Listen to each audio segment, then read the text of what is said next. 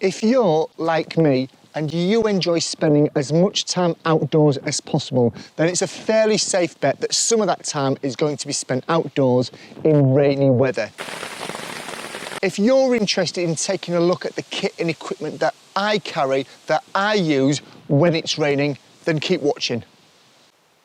If you want to maximise your outdoor time by improving your bushcraft and outdoor skills, then hit that subscribe button, click the notification bell and keep watching. Cheers. The first piece of kit and equipment I want to talk about isn't actually a piece of clothing. It is in fact what I'm sat under right now, my tarp. Think about this. If I am going static for whatever reason, maybe I'm doing a nav check, maybe I'm having my lunch, maybe I've actually found the area where I'm going to have my camp for that night.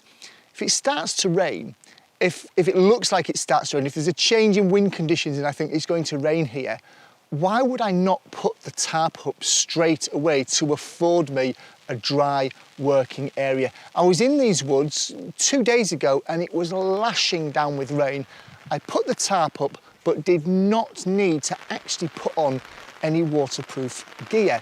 That meant I was still afforded just as much rain protection from this, but I wasn't cocooned into that waterproof layer, sweating, getting damp, clammy clothing, leading to my clothing still getting wet, but from the inside out rather than the outside in. Now, putting a tarp up doesn't work if you're mobile. If I'm moving from A to B or I'm doing a task that involves me being mobile, then putting a tarp up isn't going to work because you have to be in one place for that tarp to afford you the protection. But if you are in that one place, then I would suggest getting your tarp up at the first sign of rain or the first suspicion of rain can actually save you a damn sight more angst later on as you're working, you're just trying to do all of your tasks away in a waterproof jacket with the rain dribbling off the end of your nose whilst your tarp is packed in your day sack or your bergen. It doesn't make any sense. Once you've got a tarp up, you've got a dry area, and if you need to go out, as I did a day or two ago, to collect some resources, by all means, put on the clothing and the equipment I'm going to share very shortly. But for the purpose of actually being static in one place, I don't think there is any better weather/rain protection, you might be hearing it coming in now, than putting a tarp up. It's starting to rain quite heavily. I've got a tarp up, but I'm still here bone dry wearing just a t-shirt, not sweating, not overheating, not dehydrating, not letting my clothes become saturated with sweat or anything like that from the waterproof gear. The tarp is doing all the hard work for me. So that is why my first piece of kit that I consider to be my waterproof gear protection isn't anything I wear, it's something that I put static above my head. If I do need to turn to that next layer of waterproof protection, or I am mobile when it starts to rain and therefore a tarp isn't a factor, then I turn to this, which is a military issue. I believe it's a Royal Marines issue Gore-Tex jacket. I was very, very kindly gifted this by a former colleague of mine in the army turned YouTube viewer and subscriber who contacted me years later and sent me a few goodies through the post. This jacket was one of them. It is the best army issue Gore-Tex jacket I've ever owned. I've probably had about 5 or 6 different variations through the years, with this being the final one that I've been very kindly gifted, and they're clearly refining their game as they go through this. It looks very similar to a waterproof jacket that was issued when I joined the army in 1990, very similar. This is actually Gore-Tex. Some great features on this. It's got nice, big, voluminous Velcro hip pockets, waist pockets here. It's got a pen pocket just beneath the storm baffle there. It's got a decent zippers, decent storm cover, draw cords in the waist, the hem, around the neck, and it's got a decent sized hood. The only drawback I would say with the hood is that it's not wired, but I am looking into some outdoor gear repair companies that might be able to fit a wired hood inside that. It's got internal elasticated cuffs and Velcro attachment at the cuffs as well. And I think that my favourite thing of it is wonderfully, wonderfully soft against my delicate skin. It feels like cotton. If you were to be blindfolded and feel this, it would feel like a really good quality t-shirt material. There's none of that crinkliness, there's none of that hardness. As it's against my neck now, in other Gore-Tex jackets I've had, you'd feel like you've got a chain of, a set of armour, chainmail around your neck, quite constrictive. Wonderfully, wonderfully soft. There are times I've had this on and it's been raining, and without sounding cliched, I've kind of forgotten that I've been wearing a waterproof. It fits so well and it's wonderfully smooth. I wouldn't go so far as to say it's the best Gore-Tex jacket I own, because I own a few Gore-Tex jackets for when I'm out on the hills and on the mountains, and they've got wired hoods and they've got pit ventilation zips under here, and they've got internal map pockets, another sad thing that this is missing. But on the whole, in terms of a woodland, in the woods, in the forest, in the woodlands, waterproof jacket, hands down the best one that I have owned. And of course it was free as well, so there's another big tick in the box. I'm pulling up on screen now some of the details of this jacket, so that if you are all interested in trying to track one down, they're hard to find, but if you can find one, they're far better than the DPM or the camouflage jackets, all the different variations I've seen of these. So this is my go-to waterproof layer after the tarp, or if I'm skipping the tarp out and going straight to wearing some clothing. This is it. If it is extremely cold and or wet, then I may well turn to this, my low alpine mountain cap. I've had this for decades, literally. Wonderful piece of gear, not army issue despite it being that kind of same olive green as the jacket here. Wonderful, wonderful piece of kit. Gore-Tex. It has a nice, soft fleece lining, again for my delicate skin.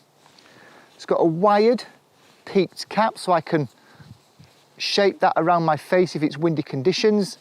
I can press stud that flap up to keep it out of the way if vision is a factor.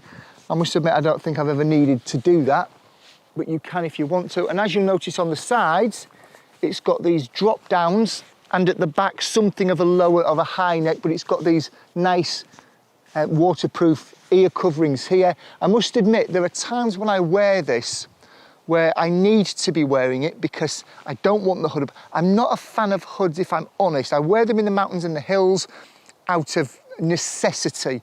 I'm not a fan of them though, so if I'd rather wear a waterproof hat if need be. However, this hat is not only waterproof, it's also very warm as well, so you can easily overheat. So being able to fold these ear flaps up out of the way like that, I can immediately, even though it's relatively warm today, I can feel myself start to cool down just by lifting those ear flaps up there. This lives, somewhat unsurprisingly, in the waist pocket of my waterproof jacket. Yes, there might be occasions where I could do with wearing a hat, but don't need a waterproof jacket. It's not the end of the world to just unroll my jacket, take it out there. But I tend to find if it is raining, then I'm wearing probably one or both or either or, and therefore keeping it contained together in the jacket is a good idea. It's less to lose, it's less to forget, it's less to leave at home, it's less to leave behind after a trip. So if I'm wearing the jacket, I know that the waterproof hat, whether I need it or not, is in the left lower waist pocket. My low alpine Gore-Tex mountain cap. Tarp, jacket, hat. Next up, let's look at my gloves, my waterproof gloves. Once again, without wishing to sound like a skinflint, I didn't pay anything for these.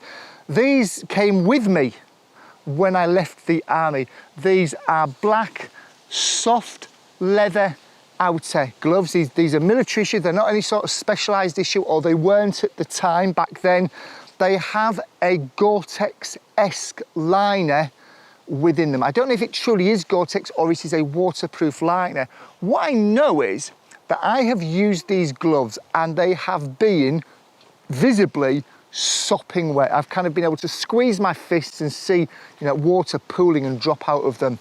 My hands have been slightly damp because they've been in a tight waterproof layer, so inevitably, you know, your hands kind of sweat no matter how breathable the fabric is, but they have been nowhere near as wet as my gloves outer will have been. So they've kept my hands warm, they've kept them dry, they've kept the circulation flowing to the extremities because they've been kept nice and warm. So again, no cost with these, relatively low cost. If you were to search for these online now, I'll put a photograph up so you can see what it is that you're looking for. Really, really low cost, very, very good gloves. Very, very, again, very soft. I've got probably better waterproof gloves for when I go out onto the hills, when I go out onto the mountains. I've got different gloves for that kind of situation. Ice climbing, winter mountaineering, I've got different gloves, I've got gauntlets, but for being in the woods, needing something that just covers my hands and lower wrists, there, these are a very, very good glove indeed. They are waterproof, they will also keep my hands warm as well. And unsurprisingly, just like the hat, when I'm not wearing these, unless they're being dried out, they live in the bottom right-hand lower jacket pocket of my waterproof jacket as well. So my jacket, my hat, my gloves, I simply pull my jacket out of my day sack and I know that almost all of my wet weather clothing is contained within this jacket, either the jacket itself or the contents of the pockets. Let's take a look now at something that I don't always carry with me, but if I'm going out and it has been raining heavily, it is raining, or I know it is going to rain, then I'll take this with me. And I want to talk about footwear. Well, not quite footwear. Many of you are probably going to assume I'm going to talk about Gore-Tex or waterproof lined boots, and I'm not. And I'm not going to talk about them because I'm really not a fan of Gore-Tex lined boots. Very briefly, no boot is waterproof because there's a hole in the top that you put your foot in. If the water goes over the top of that, the boot is no longer waterproof. The boot also has a waterproof liner in it that takes longer to dry than just standard boot leather or boot material. So not only have you got wet feet, but you've got wet feet in a boot that takes longer to dry out. So I'm not a fan. I'm going to be doing a video really shortly, keep an eye out for it, where I talk about a little hack that I use to help dry boots out by using Gore-Tex, but not Gore-Tex liners. So I don't wear Gore-Tex boots. I have a pair, I've got a pair that again was gifted to me by the same guy that gifted me this. Thanks mate, you know who you are. But I'm not a fan of wearing Gore-Tex boots. Instead, what I prefer to wear are Gore-Tex gaiters. What you're seeing on the screen now are my Berghaus Gore-Tex Yeti Attack gaiters. They come down to just below the knee. They cover the entire boot. I much prefer these over waterproof Gore-Tex boots for several reasons. One, I can have a Gore-Tex covering or not. I'm not locked into either having no Gore-Tex protections for my boots or the Gore-Tex protection is woven into the boots. It's more modular. I can pick and choose whether I choose to wear them. Two, they extend further up the leg than the top of my boots. In fact, if I feel now, I would say this is probably the best part of maybe 20-25 centimetres from the top of my boot to the top of my gaiters. That's a heck of a lot more protection in terms of wading or moving through brush than just relying upon the boots themselves. They also keep the boots clean as well. So I'm not just talking about dry here, but I'm talking about clean. Often when you're in the woods and it's raining and particularly if you're moving around the same area, the area can get churned up and get quite muddy, and then your boots become thick and slick with mud. So not only are your boots potentially wet inside or damp, but they're covered in mud, and that mud holds the moisture in, prevents them from drying out as quickly.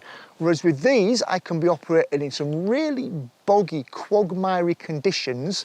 When I move away from them, I can take them off, and I've got probably very dry or relatively dry boots, but more importantly, clean boots. This isn't about being on a fashion parade. It's not about being on the parade square and having clean boots. Boots will perform better when they are clean. Keeping them cleaner for longer means that those boots will continue producing the goods for you for longer. So not Gore-Tex boots, but I am using Gore-Tex in conjunction with my footwear to give me a more modular, adaptable solution than just using Gore-Tex boots or not using Gore-Tex protection for my boots at all. Far more flexible system. I've talked quite a bit in this video about rain and waterproof gear.